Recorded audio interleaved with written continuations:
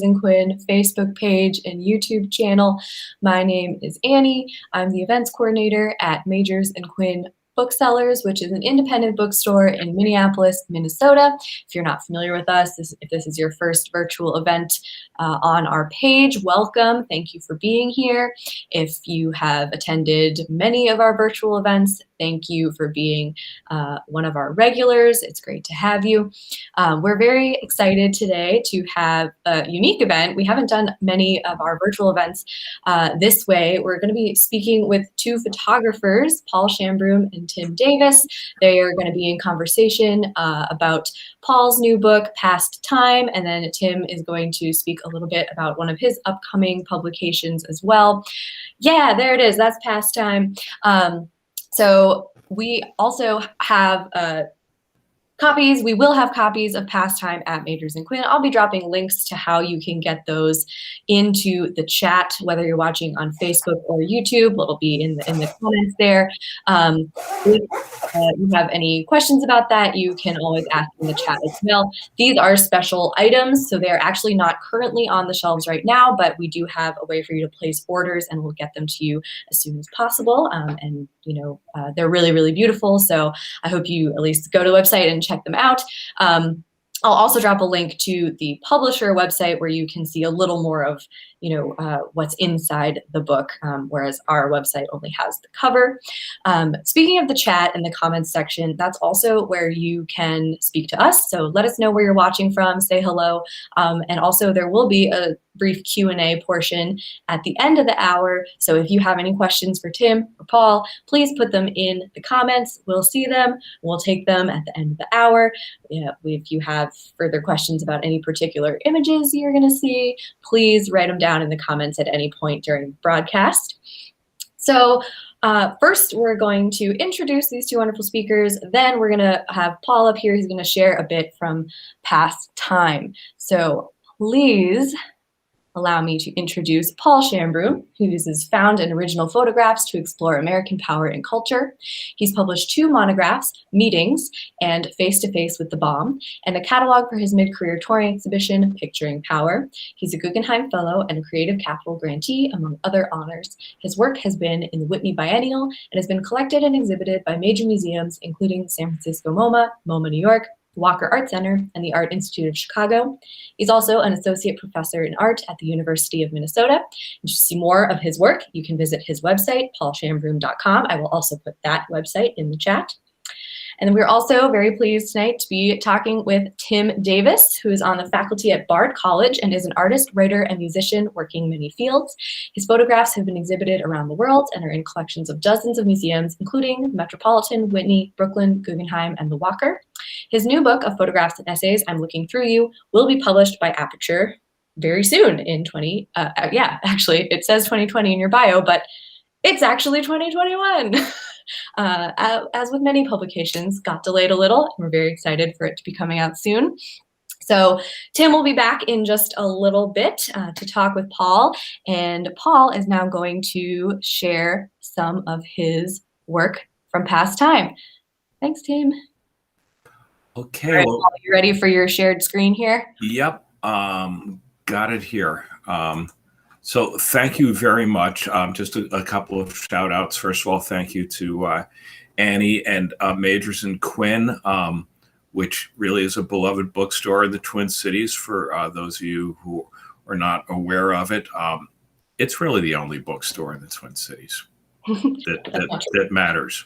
That's also not true, but thank you. Yeah, and they have used and new, and I have shopped there for a long time, expanded particularly my used photo book collection there. So we're really pleased to be here. I also want to thank Tim Davis for being here.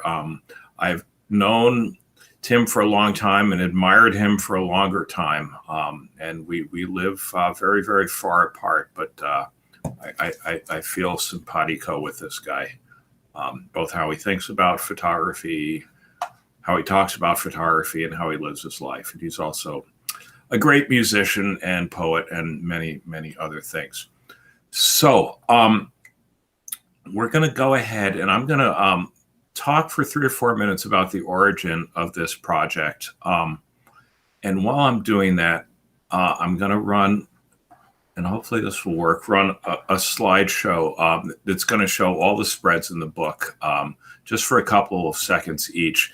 And as Annie mentioned, we are going to have a Q&A towards the end. And so as I'm going through here, if there's a particular picture or spread that you'd like to ask about, just make a little note of it, and you can, you won't be able to see the page numbers, but just describe, that picture of that guy doing that thing, and then something like that. And then I will probably know what you're talking about. So I've always viewed photography as, I don't know, a way to kind of work out my own personal problems and to try and understand what the heck is going on in the world. And I conceived of this project after our last president was elected, actually even prior to that. And I was just trying to figure out, like, what is this Make America Great Again business all about? Like, whoever decided what America looked like and when it was supposedly great, and who was it great for? I mean, maybe it was great for some people, but clearly not for everybody. I grew up in the late 50s and 60s, and that was post-war America. And the economy was booming, and things were great for a certain type of people in a certain type of place. And that's usually what's referred to when people are talking about the good old days. So I'm going to try and pause this for a minute. I guess it's not going to pause. It'll just keep playing. So I decided to go to places that might have been formative in how we think of the good old days. And it varies from generation to generation. I ask my students what the good old days are. And, not for my students, but for people in their 30s, maybe it was going to the mall, living in the suburbs, going to the mall. For me, the notion of the good old days was based on what I saw in the media. And it was generally a small town or with a picket fence and a family that was white and had a mother and a father and a few children, and everybody was happy and everybody was prosperous. So I asked myself, where did these images come from? And they came from sitcoms, they came from movies, they came from books. So I made a list of names of people primarily. So there's Walt Disney. Walt Disney really kind of trademarked Main Street when they first started to create the Disney theme parks. And all over the world, they all have a Main Street, and that Main Street is based on the Main Street of Disney's hometown in Missouri. I thought about Norman Rockwell and the way he depicted this very sentimental view of America that in my house we saw every Thursday when the Saturday Evening Post arrived, that had a Norman Rockwell illustrated cover. I thought about Thomas Kincaid, who doesn't go back quite so far, but who created this empire, this very lucrative empire based on romantic images of the good old days. In his case, there was a particular kind of evangelically flavored good old days. I thought about Mark Twain. I thought about, I mentioned Disney, I mentioned Mark Twain. I thought about some places in Minnesota in particular, Sinclair Lewis, the author of Main Street, which was not a very romantic view of the good old days. I thought about Lindbergh, grew up in Little Falls, Minnesota. I thought about these two are references to the Andy Griffith show. Andy Griffith grew up in North Carolina in a town that was the inspiration for Mayberry. So I went and I visited all these places, sometimes more than once, and spent a couple of days there in each place, and really just kind of wandered around and made some portraits, saw what there was to see. This is Seneca Falls, New York, which was supposedly inspiration for It's a Wonderful Life for the community there. So that's really kind of an overview of the project. These are all the spreads in the book. Man, we went through here fast. This is in Iowa, the hometown of Meredith Willson, who was a creator of Music Man. And so you see that there's some illustrations and sourced images mixed in here. That last one was a particular favorite. The role of art in the home. So I've been collecting children's books and other kind of images from popular culture for a long time before I started on this project. And so I went back to those, particularly children's books and television. You know, this is the Dick Van Dyke Show, which was really a very progressive show, even though you see that Dick Van Dyke and Laura Petrie, who was played by Mary Tyler Moore, slept in separate beds. So this book was really the first time that I've kind of peppered together found images along with my own camera-created images. So it was a new thing for me and something that I really enjoyed. I mean, of the 3 or 4 books I published, this is really the one that I feel most personally connected to. That this is sort of my vision of what I want a book to be and how I want a book to be challenging, both for me as the maker and for viewers looking at the book. There are just some really strange things I came across. This is a poster, and I'm sorry I don't have the reference in front of me, the exact date, but it is just the strangest view of a farm that I'm sure does not exist in reality. It's sort of like Noah's Ark and planes, trains, and automobiles mashed together. You see we have the plane. You see you have the train. You have 2 of every animal. You have the suburban ranch house. You have the mother and the daughter in pristine dresses. It's just really strange. So anyway, yeah, Annie, if you would take us off a full screen here. That's just an overview of this project. It was about 4 years of photography. Let me get back to okay, and Annie, can you put us onto into that special 3-panel view that you had talked about? Okay. Yes, I can. I have to get back to that screen for a second. So Tim, you said that you were going to have some hard questions for me. Where were you on the night of April 29th? Well, you know, going through the book in various stages and seeing it now again and having looked at it for a long time today, I was reminded of something in my own life, which was, you know, I grew up, I'm like a little younger than you.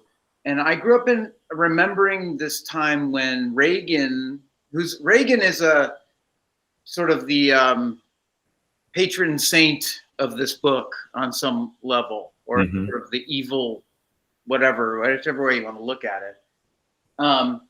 And one of the things Reagan did was like defund and close all of these state mental hospitals. And there was a big one near where I grew up in Amherst, Massachusetts. And so my world was peopled by all these people that were mentally ill that kind of lived on the streets. And one of the guys was a guy who would wander around all over the place and go up to things and go, actual. He would say that. That was kind of his thing. There was another guy who was really obsessed with Dr. James Naismith, the guy that invented basketball, in sort of a couple towns away. But this guy with the actual, who was like, somehow he was aware of what was actual.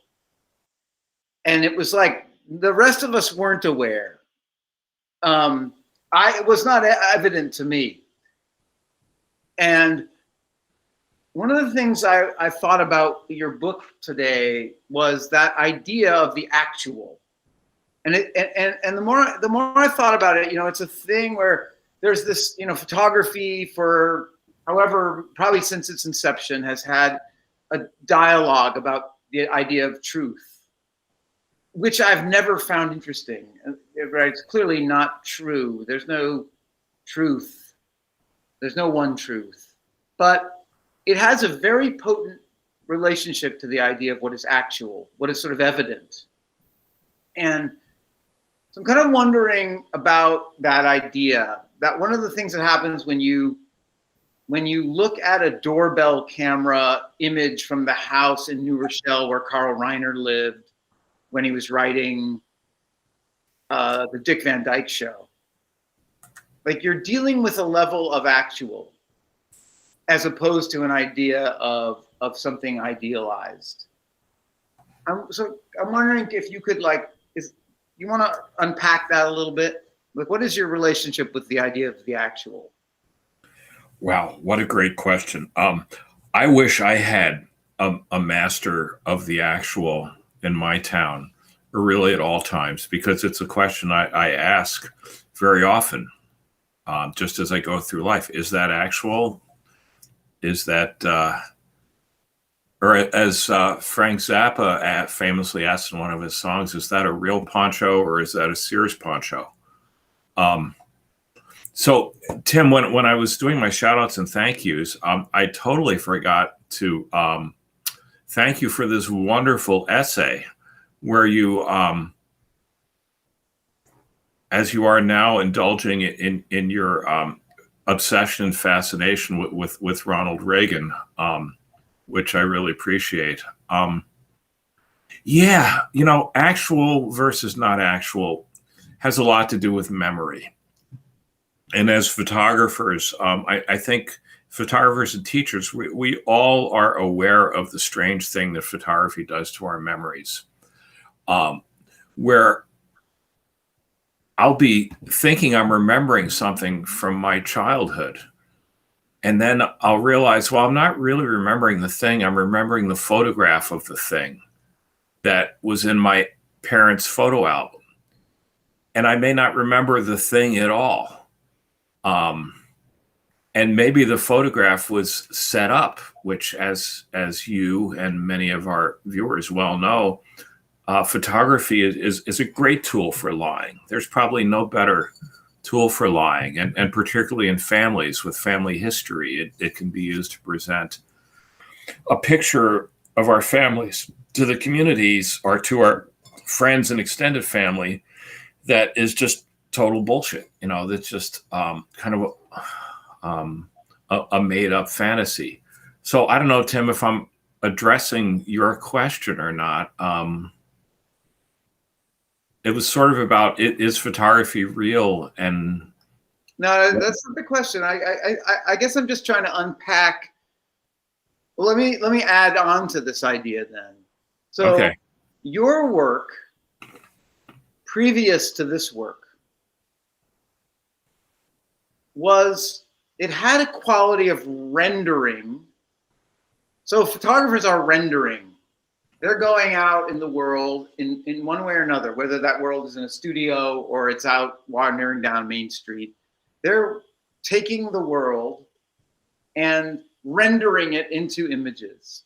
And you've always had a very forceful way of doing it. Very, very, lots of friction, where the world that you built was absolute. It didn't seem to be a world that you could leak out of and go imagine what was outside the frame. The frame was very, very potent. And you used tools, photographic tools, and production tools to create work, whether it was about, small town governments or about monuments to war, or it was about nuclear weapons, or it was about training for disaster. You had this way previously of the question of actuality was sort of not really an issue, because the world that you presented was so thoroughly rendered into another space that was entirely what it is, an entirely artistic vision, One of the things I think about this work that's really different is that it's more casual. It's more, you're hunting and gathering much more than you were, where you had a plan. And so that scent of the actual, right? So then it's like you had to do that, and you used a digital camera, maybe for the first time. I don't know, but to separate the work from those idealized images, and so I'm just kind of curious about that. I don't want to get into a whole like, what kind of camera do you use? But I'm sort of interested in this, like, there's something less rendered about these images. They're less entirely themselves. They're more contingent on a feeling of the smell, the weather, your mood, all these things. Does that make any sense? Yeah, and it's there's a lot of questions, as we say. There's a lot to unpack here. When hearing you say that, it made me think, well, they're more like Tim's pictures, although that's something I only aspire to. Well, I do want to mention on this particular spread, and I don't know if they're large enough for people to actually see, but on the left-hand image, this is at the Charles Lindbergh Museum in Little Falls, New York, and I was using one of your tropes, Tim, from your permanent collection project, which was a book also, wasn't it? It was a book. Where you went into museums and used the reflections either to obscure or to highlight or to just play with the images that were shown there. So in this case, I did not have a convenient existing light, so I used my flash, but to same effect, to sort of put a halo, but also to obliterate Charles Lindbergh, who, as we know, was a hero, still is to some, but was also a Nazi sympathizer and by many accounts a very bad man. But I'm really interested to hear you say that this project is, I mean, it almost sounds like you're saying it's more, I don't know if it's more photographic or less photographic, but I think of it as being actually less factual and documentary than my previous work. The project I did on meetings was, the working method was somewhat inspired by the notion of typography, where I was not inserting myself and my vision into the compositions at all. I was just setting up the camera right in the middle of the room, just as Bernd and Hilla Becker did in photographing water towers and other industrial subjects. So I think of those as being much more factual and less intervention from me. I mean, I did mess around with the presentation of the prints, with some digital monkey business, but it was mostly to correct color imbalance and to make them appear more just more like we would have perceived them. Whereas is these pictures in this book and my previous project on public weapons, I was being much more of a formalist, where I was just, I guess you describe it as wandering, which is true, but I mean, it's much more of my reactions to a place, and as you said, how I felt on a particular day and whether I had enjoyed my breakfast, and just kind of following my nose and wandering around. Does that make sense, Tim? Yeah, it does. I want to make sure that I'm being clear that it's fascinating to hear you talk about the older work as being more documentary, and that may have to do with your sense of clarity of purpose. And this work, there's a much more open-ended energy to it. And one of the things I think about when I look at the pictures is, like, how it's almost like production values, right? So you can hear any record basically produced today, and it's like no matter how great the song is, there's always like a very high quality of production because anybody can do it, right? Mm-hmm. You can do it seamlessly, with your phone. And then you go back to thinking about, great records like last night somebody played me this Bo Diddley record that it sounds like they had just wandered into the studio at 4:00 in the morning. They barely knew how to play instruments. They were probably drunk. There's all kinds of noise, and a lot of these pictures, they're just not as they're not as hungry to be thought of as art.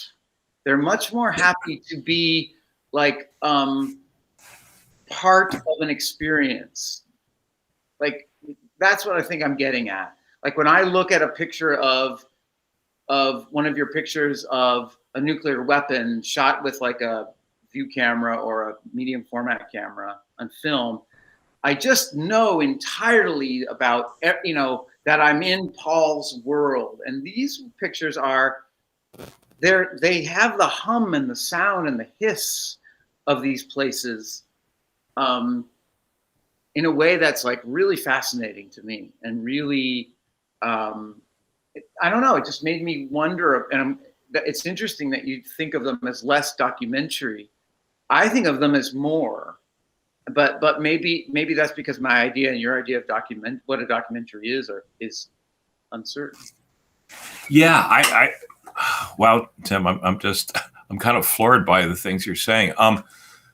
Yeah, I think it's a question of language and how you regard the word. I'll say it again. I think these pictures, they feel more like aspiring to be Tim Davis pictures in a way, and that there was no really set subject matter. There was a set place, but I was just going there and wandering around, and whether they were landscapes or still lifes or portraits,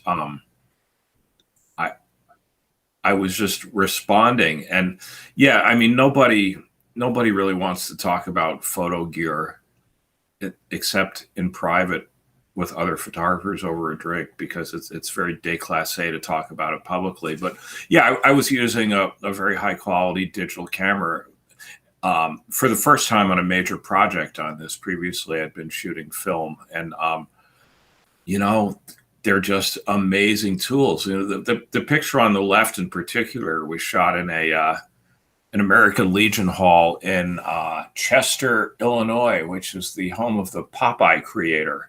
Mm-hmm. And, I just had wandered into this American Legion and sat at the bar and, talked to people who didn't really want to talk to me, and then went into the bingo hall. And it was just very difficult shooting conditions. And this picture just barely cuts it technically. The only thing sharp in this picture is the guy's index finger, who's holding it up and indicating that he got bingo.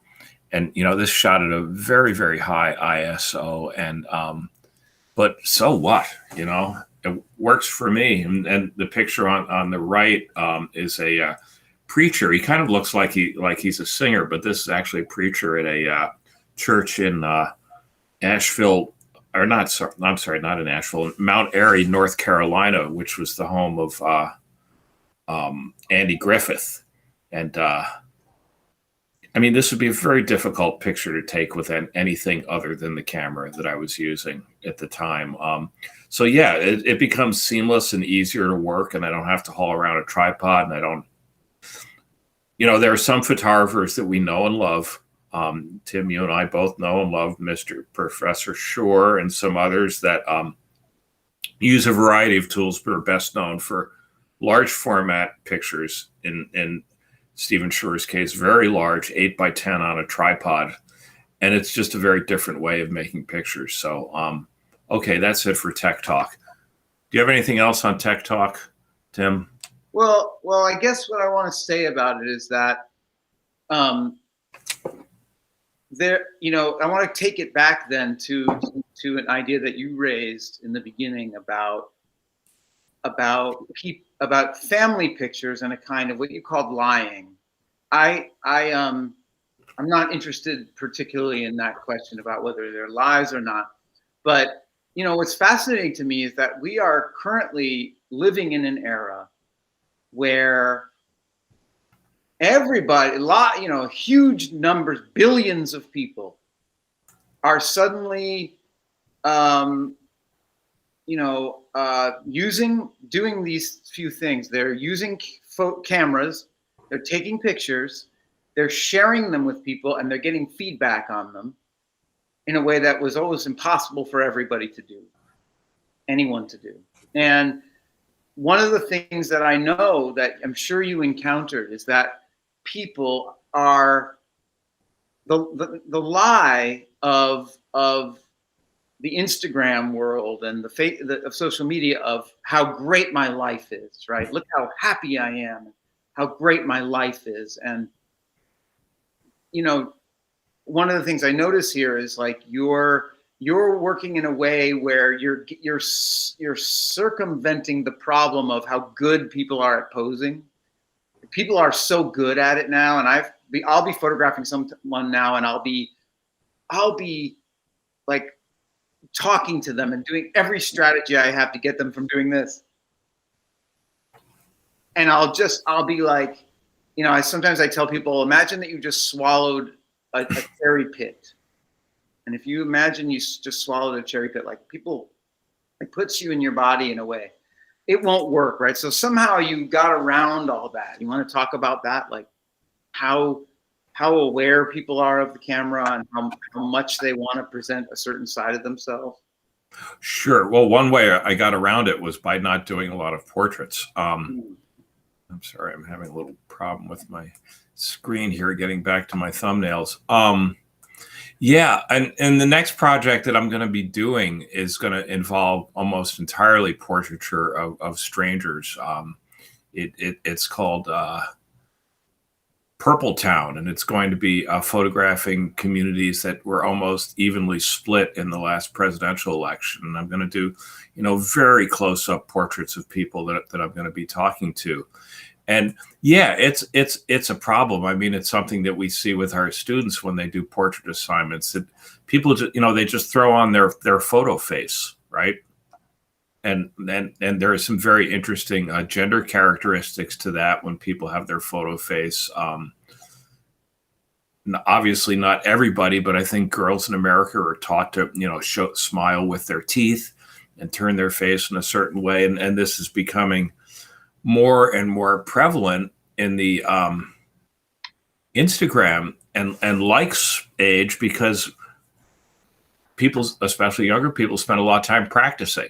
You know, they come up with the perfect photo. This is how you photograph me. And every time a camera enters the picture, so to speak, they put on their face. And it's just, for photographers, it's just not a very interesting way to make portraits. And I think that's kind of what you're talking about, right, Tim? Yeah.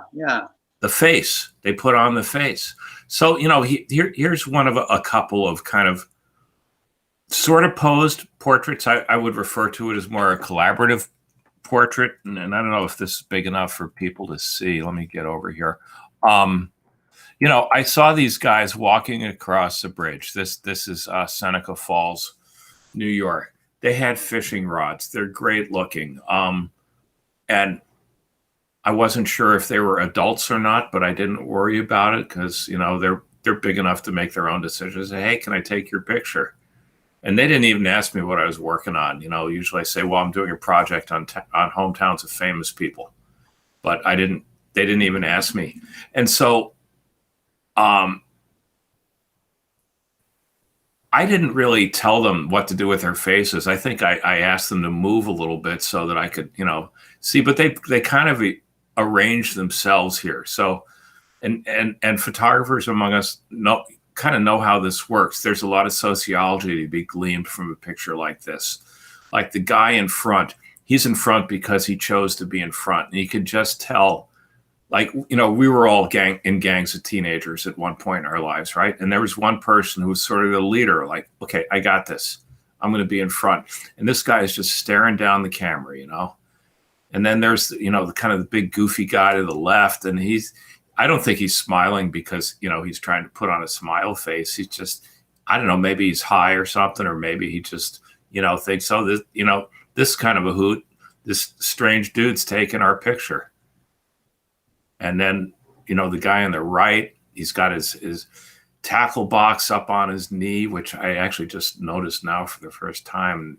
You know, he's just kind of, I don't know. I mean, so this kind of thing is beautiful to me. And you can't, I mean, I could go to a modeling agency and hire 4 young men and have stylists do their hair and prop them and give them, you know, costumes and props, but you could never make a picture like this that way. Right, Tim? That's right. Well, not everyone has a lot of imagination, and photography is a great medium for people that don't, right? That because the world has an unbelievable and endless amount of imagination. And all you have to do is, you know, stand in the right place and let the apple fall on your head. Exactly. So on that note, Tim, I'd love it if you would show us some work from your new project and talk about that a little bit. All right. So I'm gonna stop my sharing and. Well, one thing I could start by saying, and this is to connect back to you, and the fact that we're being hosted by a bookstore here. The work is a book. So do you have plans to produce it as like an exhibition? Not now, because you know, there are no exhibitions now. Yeah. Well, part of what made me think about it was that I do think that this book is, in a way, the most naturally photographic work that you've done. That feels like the camera is it's leading the way. And I'm standing here like in a room where I'm trying to kind of personally figure out like how to turn this book into a show. And you know, they look pretty good right here, and they're about this big, and I'm trying different things here to figure out how to do it. But one of the things I'm kind of thinking about, as you said, like, this is the most important book that you've made. And, you know, are there books that you consider like the great sort of antecedents or the grand uncles of your book, of this particular book? Books that you're like thinking through and going, those kind of books are the kind of books that move me. Wow. That's a hard question. I love photo books and collect a lot of them. And I'm not just saying this to suck up, but My Life in Politics, one of your books, I think it was a really great book. Don't look so puzzled. You remember that book? Yeah, I was trying to see if I own a copy of it. I don't know if I even own a copy of it. I do too, but it's at my office at school. Who else has made great books? You know, Alex South, I think, is a master of the great book, in terms of pacing, in terms of also how he approaches a project. That it's not a landscape project, it's not a portrait project, it's not a text project. You know, it's whatever it makes itself to be when he's out in the world. Yeah, I mean, the book that your book reminds me most of is American Photographs by Walker Evans, and that has to do with that the scope, the variety, and more. And I've gone back and looked at it, you know, more since, and it also has to do with that kind of the weirdness of, for you it's weird, right? Of like, I'm so used to a Paul Shambroom picture being like just technically perfect in every way, and then there's some pictures in this that feel really loose and from the hip and immediate and quick and kind of grabbing a Slim Jim and just gnawing on it, and not a proper meal, you know. And American Photographs is like that. It's all full of his weird. I mean, he was just a technical weirdo at Walker Evans, and it's full of how many different kinds of cameras that he used, and some of the images are cropped in a weird way, and he's just kind of trying whatever. And so that was a book that kept flashing into my mind. The more I thought about your book, and certainly like actually picking it up now. Another thing that I just thought of, this weekend, I had the opportunity to hang around with two photographers that I really like and have never met. I'm going to take this off. It's getting hot in here. Amir Zaki and John Devola. And they were in New York this weekend, and we're all vaccinated. And they said, "Hey, why don't you come down and hang out?" And we've never met, but we're all fans of each other. Or Amir reached out to me. And we went to this show here, this show at the ICP called "But Still It Turns." Is that David Campany's show? It's Paul Graham. Oh yeah, Paul Graham's show, and it has this beautiful book. Yeah, also a great bookmaker. Fantastic, great artist in every way. But one thing that was fascinating. So this is like a show that's dedicated to the idea of photography that looks at the world, where the art world for the last 5 to 10 years has been sort of like reacting to the ubiquity of digital media by making every exhibition and every show be about like a photogram or something that you can sell easily, right? That's a unique thing. And this show is trying to like fight that. And it's got, large bodies of work by 1, 2, 3, 4, 5, 6, 7, 8, 8 or 9 artists. Stanley Wallachau Wanamwa, Vanessa Winship, Ramel Ross, Christine Potter, Kern Hadelberg, Gregory Halpern, Richard Choi, and Emanuele Brutti and Pier Giorgio Casotti, who work as a pair. And anyway, there are these big bodies of work. It's a very generous show. And it was interesting because neither Amir nor John had heard of any of the artists in it. And they're from the West Coast. And they were kind of perplexed. And one of the things that they were perplexed about was the breadth of all the work. All the work was sort of like, there were portraits. There were, some of it was much more specific. Some of it was much tightly focused. But in general, they were like taking a deck of cards and fanning it out and saying like, this is my world. And I realized that in California, maybe it's the further west you go, it's like you get born and then right away they give you like a conceptual vaccine that enables you to come up with a really good and simple idea and stay within it. And that's something that maybe, so the Midwest is kind of like, maybe you're getting like 3/4 of that, but on the East Coast, we don't bother with that. We just want to take pictures of whatever. That's a very simplistic way of putting it. But anyway, what's your question, Tim? You have a question? That was my. Okay, you know what? I'm going to jump in here because you've done a really good deflection when I asked you to talk about your project, and now we're talking about something else. So Can you spend just a couple of minutes showing us and talking about I'm Looking Through You? Yes. So this book, I am in a similar boat to you in that I too this is the first project I've really made with a digital camera. And it was a project that when I went to, I had a job since I was 14, and then I suddenly was on sabbatical and for the first time and didn't have a job. And I had been working on a very narrow focused work that was not working out well. And my wife said, "You've got to do something that's going to make you happy." And so I sat there and thought, like, what artist seems like he has the best life?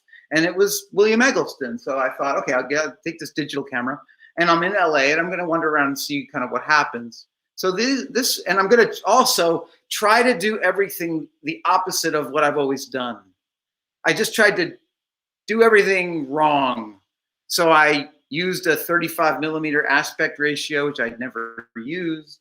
And I decided at one point that all the pictures were going to be verticals, and that's another story. I mean, I didn't decide that; it just sort of happened, and then I just stuck with it. So I'm looking through you is a book that is about to come out. Just it's starting to ship now from Aperture. I don't know if anyone can see me or it, but because I'm looking at myself at this thing at full screen, but it looks like this, and it's a book of 160 pictures. And back to the question of reality and actuality. One of the more I photographed this way, as someone who had been incredibly disciplined all my life, using a view camera and shooting film, being like knowing what I want, you know, I found the translation to using a digital camera very simple. But I was able to make so much work that I started to, you know, it was like a weird lesson in who I am without having a big conceptual baggage. Like, who am I? And one of the things I realized was that I didn't think of the work as being realistic. It wasn't that it wasn't real.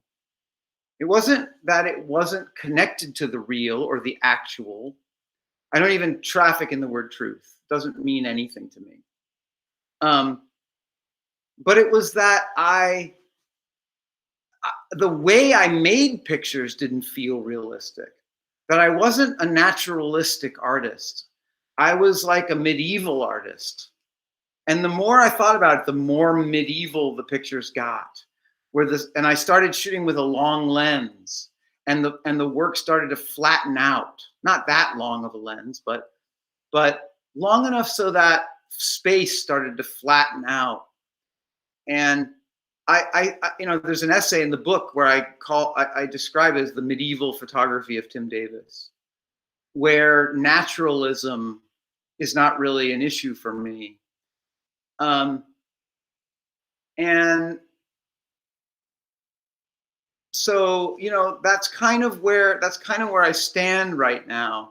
The book is, I think of it as the Tim Davis Bible. It's just got everything in it that I could ever do. I feel like an artist at the absolute top of my powers. Like I had an incredible amount of energy. I was shocked at how energetic I was. And one of the things I think about photography is that it's very healthy. I think of it as a healthy activity. And it's like every time you take a good one, you get sort of like patted on the back by your mommy going like, good job, Timmy. And you're also connected to the world. And so I just kept doing it and feeling better and better and better.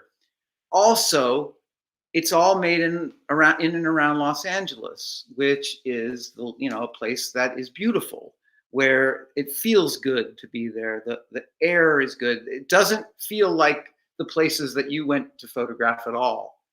That no matter how much hideous inequality and horrible mistreatment and environmental degradation that there is there, it still feels good. That when it's 71 degrees and the sun is out, it feels good. So that medieval thing, as I photographed the people in this book, I started thinking of them as saints. I started thinking of them as not individuals with particular identities, but as the vessels for a kind of aspiration. So like this guy's the patron saint of being stoned. And I think of all the people in the book as kind of having that quality.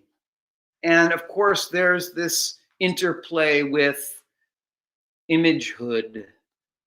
It's a place where everybody's photographing and filming everything all the time. So, you know, a picture like this one on the right, which is of a movie being shot outside my wife's studio.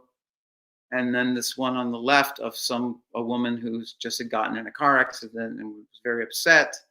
And this priest, our studio was in this church, taking a little rest or, praying.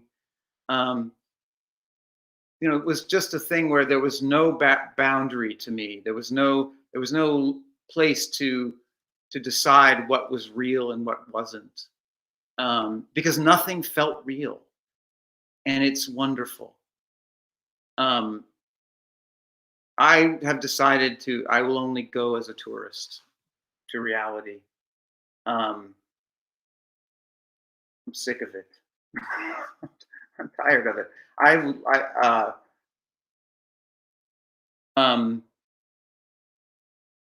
That being said, I feel really great about the way these things are playing out as objects. So that's that. Maybe I should stop sharing now. How do I stop? Wow, Tim. I can't wait to get my copy. And, yeah, here it is. You can get it from Aperture. It's really sexy. Yep, I've got mine ordered, and Tim and I have been joking around. Tim apparently has just discovered that photographers can and should self-promote because it's part of our job. After how many decades of doing this, Tim? So on that note, I want to share with you this is the deluxe edition of Pastime, and you see what's going on with the slipcase here, and then it pulls out just like this. Oh. And if you order the deluxe edition, I will open it just like this, and I will sign it right here. Okay, that was a word from our sponsor. And you can only get a regular signed edition if you order from Majors and Quinn with the regular edition. This is a little pricier. So with that, Tim, wow, you said a couple things that just made me, I had to write them down. You're talking about being a medievalist, and it made me think of the camera as battle axe. The camera as a medieval weapon that you can... you got to carve, you got to chop it out like that. Yeah. Yeah, because I don't think of medieval war as being one of subtlety, although it is in some ways. But a great picture just knocks you out. It smacks you over the head like a battle axe. Well, have you ever gone to the Vatican Museum? No, I never have. I've never been to Rome. Well, there's just this little room where they have these Fra Angelico paintings, and they're so weird, and the space is all this giant weird noses on people's heads, and everything's not. They haven't figured it out yet how to make it look realistic, and they're so moving. They're so powerful.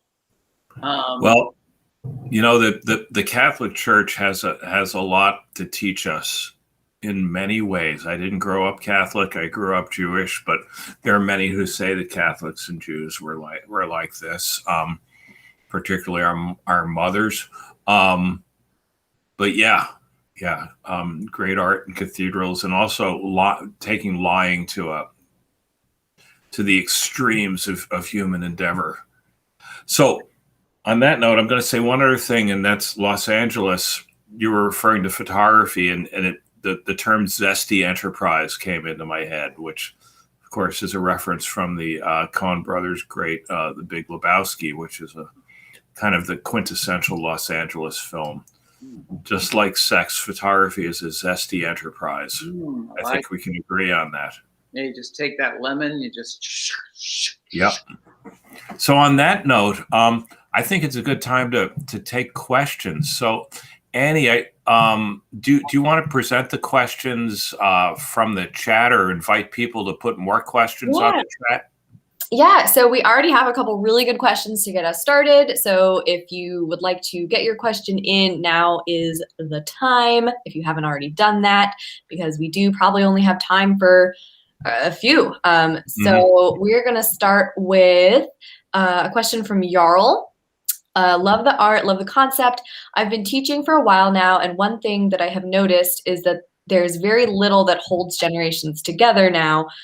Also, all references to anything older than 15 years seem to get blank stares. Do your students get this work? Okay. Well, hi, Jarl. Good to see you, and good to hear from you. Who Jarl is in Los Angeles now, if I'm not mistaken. I don't, I no longer show my work to my students. I used to, as part of my teaching. I don't know, because I was insecure and needed strokes, or I needed them to believe that they thought I was a serious dude. So I don't know. I mean, photography, as Tim says, that fashions have changed. I'm just personally really fascinated with social media, and I love Instagram, and I love taking pictures with my phone. When I said I hadn't done a serious project before with a digital camera, that wasn't quite accurate, because I've taken phone photography seriously for a long time. I don't see students doing a lot of work that seems similar to what I'm doing now. The pendulum swings, and there are other things that students seem to be interested now. I don't know. What do you think about that, Tim? I think that it's a complicated question, but and it kind of depends on where you are. I think a lot of people here at Bard would get into this work a lot. And I think the question of history is a fascinating one. In fact, it makes me, the present is so unbelievably contested right now. I feel like directing students to the past is a good idea, and it's a problem, right? Photography doesn't ever want to deal with the past. It's always in the present. It doesn't actually even have a past tense. It's always speaking in the present tense. And so it's sort of inevitably complicated. That's another Evans thing. Like, I used to always tell students, like, where I live here, it's very rural, and I thought about for years, like, going around putting up signs at the old rusted gas pumps and the old rusted cars saying, like, don't photograph this, like, photograph your world. Because Evans did it, right? I would say, like, it wasn't the Depression, it was just now. But the reality is, American Photographs is very concerned with the past, and it's filled with a complicated vocabulary of nostalgia. Mm-hmm. It's your book. We didn't use that word, but it's about nostalgia, and it's about the impossibility of nostalgia, right? Like, we can't live up to it. Nostalgia is Greek and means, right, the pain of memory. Yeah. And I've referred to my book as being about toxic nostalgia. Mm-hmm. I don't know if you've read Svetlana Boym has written a really terrific book. It's called The Future of Nostalgia, or something like that. That's great. So, yeah. Okay, great. There is another question here from Carolyn. Can you talk more about an interaction, conversation or two you had with a person or people you photographed? How much do you explain your project or your presence? You talked about those boys on the bridge and how they didn't really ask you. Maybe were there other circumstances in which you did talk a little more about your project to people? Yeah, I'm thinking one in particular person that I really wanted to photograph, and he wouldn't let me photograph him. And I used my best powers of persuasion, and he never relented. But when I described the project, as I said, I didn't talk about MAGA, and I didn't talk about toxic nostalgia. I told the truth, but it wasn't the whole truth and nothing but the truth. And that is that I was interested, as I said, in hometowns of famous people. The most interesting conversation I had with somebody about getting permission to photograph wasn't a portrait. It was the man who owned the house that had been owned by Carl Reiner, who was the creator of the Dick Van Dyke Show. Mm. And that was in New Rochelle, New York. And he didn't live there anymore. He hadn't lived there for years. But when he was producing the Dick Van Dyke Show, he didn't live there anymore either. But it was that show was sort of autobiographical. It was about a TV writer who wrote sitcoms. And so I went to this house, and New Rochelle is a very well-to-do suburb of New York City. And I went up to the doorbell and rang the doorbell, and it was one of those Ring doorbells, which was new to me. This was a couple of years ago. And after about a minute, this voice came on, and it was this guy in Manhattan who was at work, and it was his house. And he said, hi, what can I do for you? And I said, well, I'm here because it's a Dick Van Dyke house and I'd like to photograph. He said, yeah, I know all about the Dick Van Dyke house. Go ahead and photograph. It's fine. And so, I mean, this was sort of the 21st century version of asking permission, because I was interested in photographing this house that was actually used. They shot exteriors of this house for the TV program. So this story of this guy who lived in this house was actually, in a way, kind of a portrait of him. I don't know if this makes any sense or not, but when I was taking the train back to New York City afterwards, I was looking at the pictures, and like, they weren't very good pictures. It was a sunny day. It wasn't good. And so I thought, the really good picture of this encounter is what he saw at his office in Manhattan on his phone of me through the doorbell. And I didn't get his name or contact information. It took me several days, but I finally, reached the guy, and he sent me a video of the doorbell thing. Okay. So, and there's a still from that in the book that's part of, I don't think, Tim, it was in your essay, it was in the essay with the publisher, the interview with Bill Bowling. So that's sort of Carolyn, it's sort of a different kind of answer to your question about interaction and conversation with people that I photographed. That was a great anecdote. So I have one more question. It's actually from a fellow bookseller who is not logged into either of the places, so it's been texted to me. But who is watching along? So hello, thank you for watching. So in challenging the lie of idealized America with this collection, I wonder what your experience was with the people in these so-called idealized places. Was there a deeper sense of loss within these communities? Did they feel that their communities had particularly been moving or degraded, quote unquote, away from the American ideal? Or is it the idea of that dreamlike historical place abstract enough that they also were thinking about it in terms of other abstract locations, if that makes sense? Yeah, that's a great question. And, I visited, I think, 15 or 18 different places. I keep thinking about Marceline, Missouri, which was Walt Disney's hometown. And when Disney lived there as a young man, it was a railroad hub. It was a very prosperous town because the railroads, I think they're both passenger and freight railroads, came through that town. But Walt Disney's family situation was terrible. His family was a mess. His father moved there thinking that they were going to start a farm, and the farm was a failure. And then they ended up moving from there, I think, to Chicago. So Disney only spent, I think, maybe 4 or 5 years there. But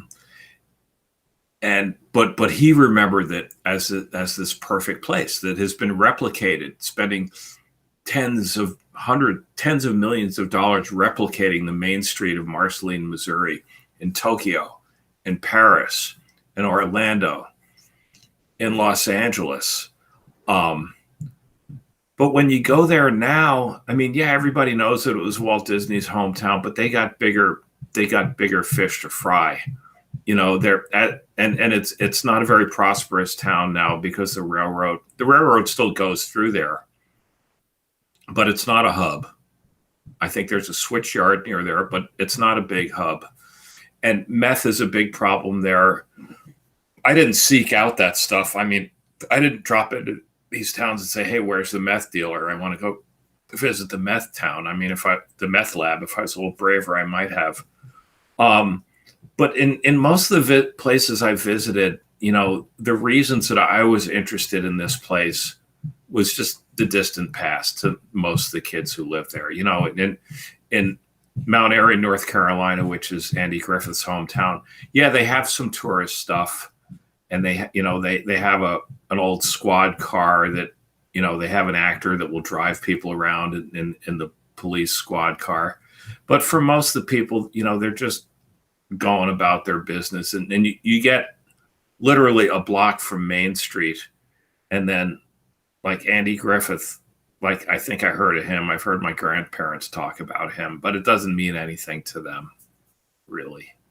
I don't know. I mean, Tim, can you just talk for our last minute or two about your experience in Dixon, Illinois that you wrote about in the essay? Oh yeah, Tampico, which was Reagan's birthplace. Yeah. Yeah, I mean, the essay is about me as a youthful person driving across the country for the first time, and then hitting this sort of like, you know, wow, you know, Ronald Reagan's birthplace. So at this point, it was Bush 1 was president by this point, but this guy had been my entire adult life had been under this guy's leadership. And, you know, I was equipped with a fully loaded quiver of irony, you know, like ready to just be like kind of hating the place and wanting to make, you know, raised on punk rock and every like other song is about Ronald Reagan. And I had even written a punk rock song called I Don't Care About Reagan's Colon, because, you know, he had like colon surgery. And I remember seeing like a picture on the news of like an idealized silhouette of Ronald Reagan. I was like, there's Reagan's colon right there. Anyway, but then going into the town and expecting to be met with like a garden party and a kind of Republican ideal, and it was just a place that was dead, like totally dead. There was almost nothing. And I mean, that's not true. It's probably more dead now than it was then. But, you know, there was a bank, and maybe there had been a diner, but maybe it was closed. And Reagan had gone back there a few times. But and I bought postcards. I remember that I bought postcards from the bank. But there was nothing there, and it was a little bit like we had amped ourselves up as these young writers and photographers to sort of like go there and find something to sort of talk about, but our agenda, you know, didn't meet up, right? And I didn't make pictures, like I didn't photograph it. I just sort of, I didn't know how to react to it at all. So, you know, I think that's why I see such a strong sense in your book of kind of facing the actual, like, what's here now? What does it look like now? What do we deal with now? And our whole lives are about a set of aspirations and desires and wishes that almost never meet up, right? And how we're dealing with that as a culture right now is by hating everyone else and hating ourselves for not living up to our ideals, and blaming each other and calling each other out and spitting on each other and ruining each other's lives because we're not living some kind of ideal. So I think your book says that there was no ideal ever, and makes a good point of that. And everyone needs to buy the book in order to really see that. Well, thank you, Tim. And I nominate you for Cultural and National Psychoanalyst Laureate. We should have a position like that, because I think you've got our number. Well, thank you both so much. Thanks everyone for your questions and for watching. As a reminder, the links to the Majors and Quinn website, where you can look at and purchase Past Time, are further up in the chat and the comments. So those are there for you. Really beautiful book. I also just want to mention, just because we happen to have it, if you're not familiar with Majors and Quinn, we are actually a new and used and rare bookstore. So we have really great photography, more collectible photography stuff. And lo and behold, I was walking up the stairs the other day, And there's, we kind of rotate which poetry books are on display, and Meetings was there. And I was like, Paul Shambroom, I know that name. So we actually do have a copy of Meetings right now as well. So if you search for Paul's name on our website, we have one copy of Meetings right now. It is a super cool book. So yeah, one lucky viewer could maybe snap that up. Yeah. So, and of course, if you're interested in ordering Tim's book, you can give us a call. That might be a special order situation. So give us a call. We're at 612-822-4611, or you can just go to our website and we can help you out with that as well. That comes out very soon, right, Tim? Yeah, it comes out in June, but it's shipping already. Yeah, so give us a call. There's probably not a way to purchase it on our website quite yet, but we can always put in special orders ahead of time. And as you can see, can you show the book again with yeah, you should. The text block of this book is rainbow, shiny, beautiful. It's just very cool. So anyway, we have some pretty cool fancy books going on in this event. So get them while you can. Once again, I want to thank you both for that fascinating conversation and for your work. And for anyone who was unable to watch live, these videos do remain available on the Majors and Quinn Facebook page and YouTube channel. So anyone that you want to send in that direction will be able to find this video under our recent uploads. So there you go. Thanks so much, everyone, and have a wonderful rest of your evening. Thanks, Annie, and thanks, everybody.